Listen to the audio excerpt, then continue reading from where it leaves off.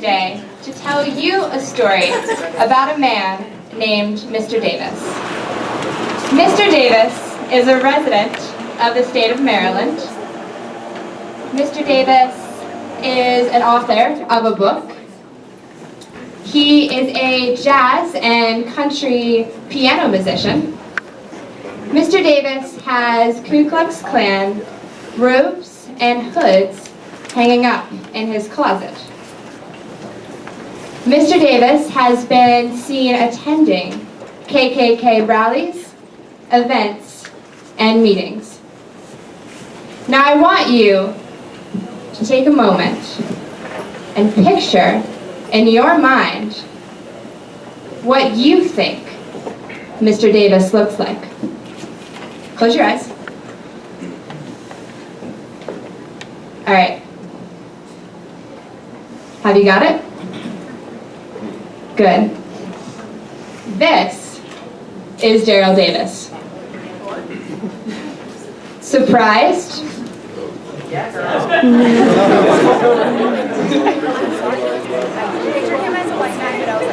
Confused? Maybe a little bit worried? Trust me, there's more. In 1983, Daryl Davis was playing with a country music band because it was a popular genre at that time in America. One night, the band is playing at the Silver Dollar Lounge, which is basically an all-white bar. The band gets done playing the first set, and a guy comes up to Davis and says, "You know, I ain't never heard no black man play like Jerry Lee Lewis before." And Davis says, "Well, where do you think Jerry Lee Lewis learned how to play?" "He learned from the black, soul, and gospel artists. That's where the blues comes from." And the guy says, no, that can't be right. But he invites Davis over for a drink. And as they're sitting down, the guy says something else peculiar.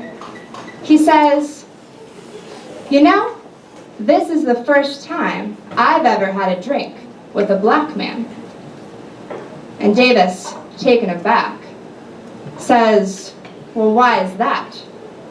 And the guy says, "Because I'm a member of the Ku Klux Klan." The guy takes out his card, shows it to Davis. It's got the insignia on it. This guy is serious. Well, Davis has to go back to play the second set. But at the end of the night, the guy comes up to him again and says, "Here's my phone number. Give me a call every time you're playing a gig in town." So, whenever Davis was playing at the Silver Dollar Lounge, he'd give the guy a call, and the Klansmen would come out.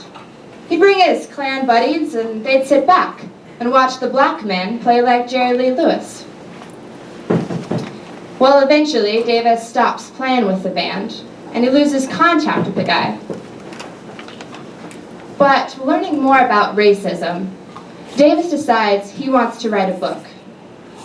Davis said, "I find it incomprehensible that someone who's never seen me, who knows nothing about me, would want to inflict pain on me for no other reason than the color of my skin." The question that Davis wants answered is, how can you judge me without even knowing me? How can you hate me? So, Davis decides to track the guy down because he feels like he's developed this relationship with this Klansman. So he decides to write a book about the Klan. He tries to find his phone number, can't find it. He can only get an address. So he goes over to the guy's house, knocks on his door. The guy's happy to see him. He says he's quit the Klan.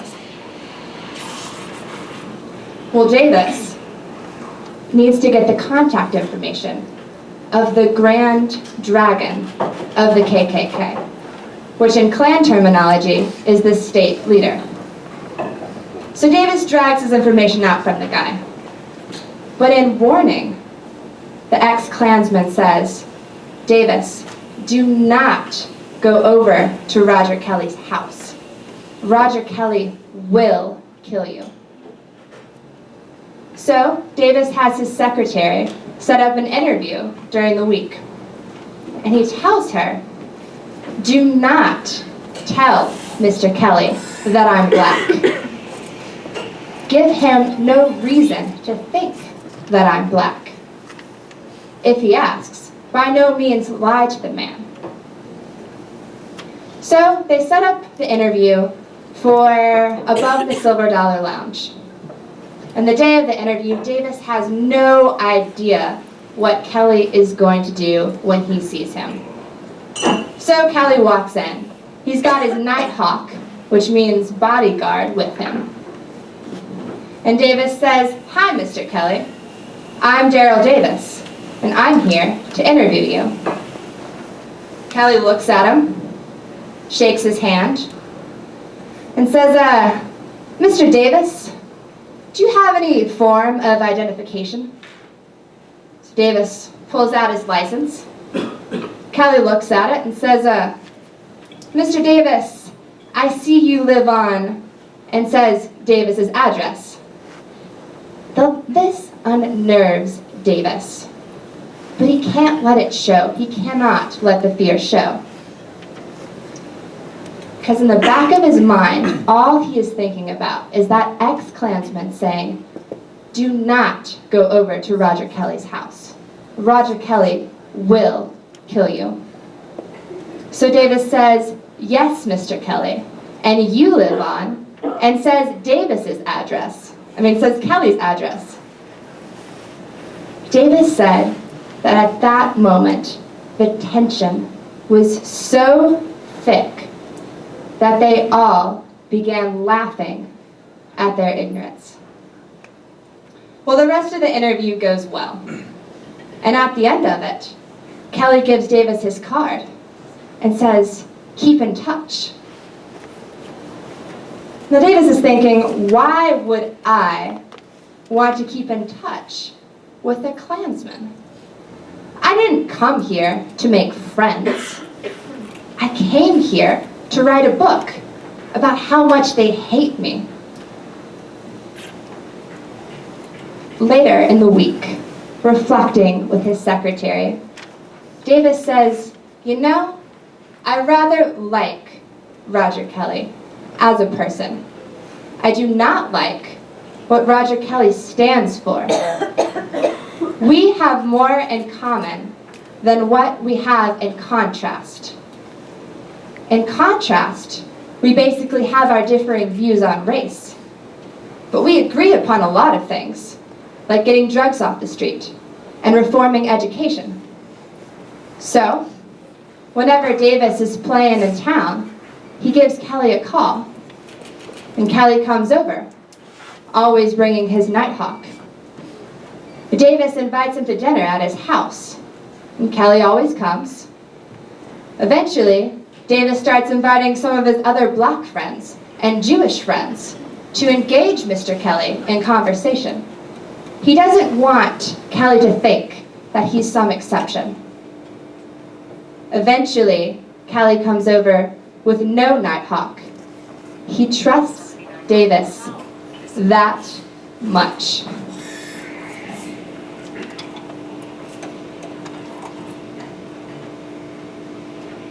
So, over the years, Roger Kelly becomes the imperial wizard of the KKK, which is the national leader.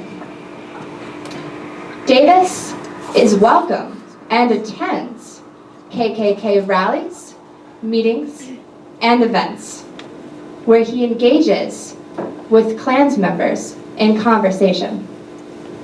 In an interview with CNN, Roger Kelly said about Davis, you know, we don't agree upon everything, but at least he respects me enough to sit down and listen to me, and I respect him enough to sit down and listen to him.